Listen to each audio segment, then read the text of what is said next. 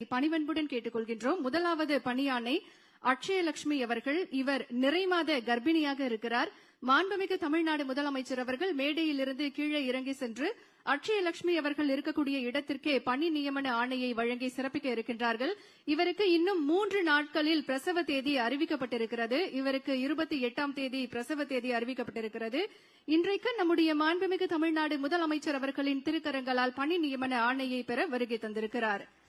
நாளை இந்த உலகிற்கு வருகை தரும் புத்தம் புது உயிரின் பாதுகாப்பிற்கும் நம் தமிழ்நாடு அரசு துணை நிற்கும் என்பதற்கு எடுத்துக்காட்டாக நம் மாண்புமிகு தமிழ்நாடு முதலமைச்சர் அவர்கள் அட்சயலட்சுமி அவர்களின் கனவுகளை நனவாக்கும் விதமாக பணி நியமன ஆணையை வழங்கி சிறப்பிக்கிறார்கள்.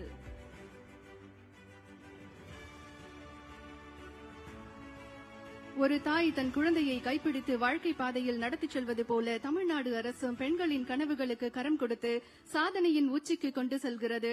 இதை ஒவ்வொரு நொடியும் நம் மாண்புமிகு தமிழ்நாடு முதலமைச்சர் அவர்கள் தன்னுடைய செயலால் நிரூபித்து வருகிறார்கள். தொடர்ந்து